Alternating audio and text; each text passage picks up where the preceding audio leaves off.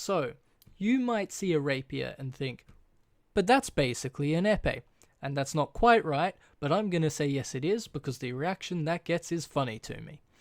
But more importantly, this is really a great example of the concept of initiative and its value in fencing that I touched on in my very rough and first ever video on the Tokyo men's epee final. This entire bout, the gold medal match of Fright fights, man, some of these hema comp names are silly, between Sawyer Fresky and Brian Colden is, it's got a story arc to it. A short one, mind, but it's still there. So we start off with the first scoring touch being a simple clothesline counterattack from Colden. Fresky starts a preparation expecting Colden to respond in obedience, and he just kind of doesn't. This is a really important thing to note.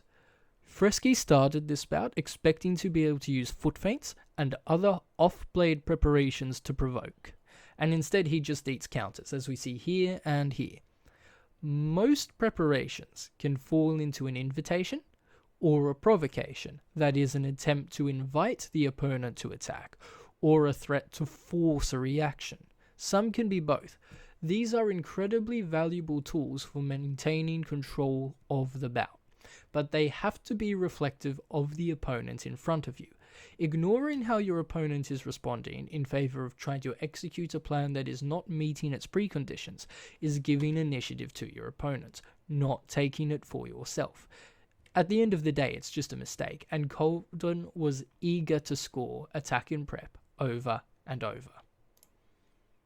However, Fresky is a clever bloke, and eventually he sees the adjustment that needs to be made. It's very slight, but the only thing he needs to do to turn this current provocative preparation into an invitational one is to open the distance up slightly, not even a full half step. He can still make the feint and turn it into a compound attack.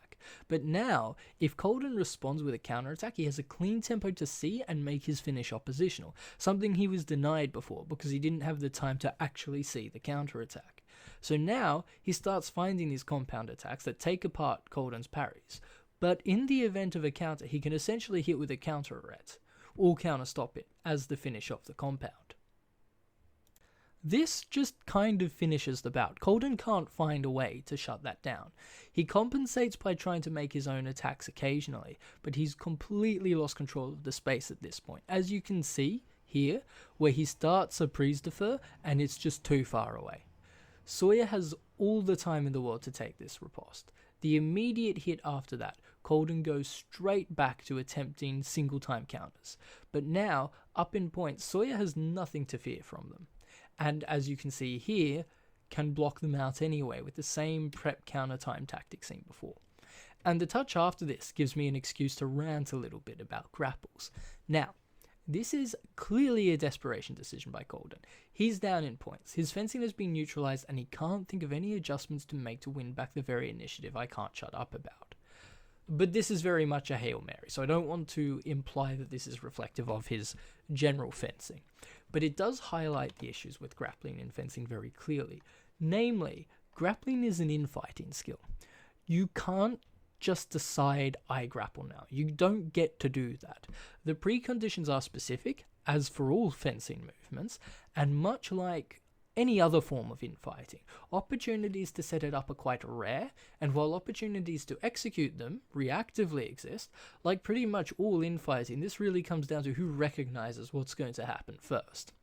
The best grappler in the world can't score against someone who has never wrestled in their life if the latter realize that the space is collapsing first, because simply removing your sword and hitting a target with the initiative of seeing first is too strong.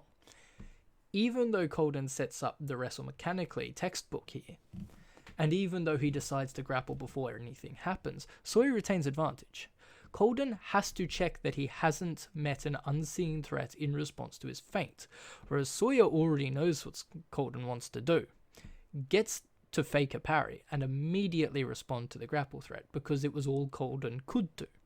So instead of what Colden wanted, feint into parry into grapple in the tempo of the parry, Sawyer gets to deny Colden his own sword and preempts the contact.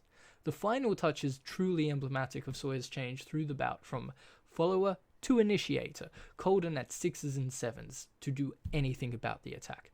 So yeah, initiative goes alright, hey. So you might be thinking, wow, 2 funny historical fencing videos in a row.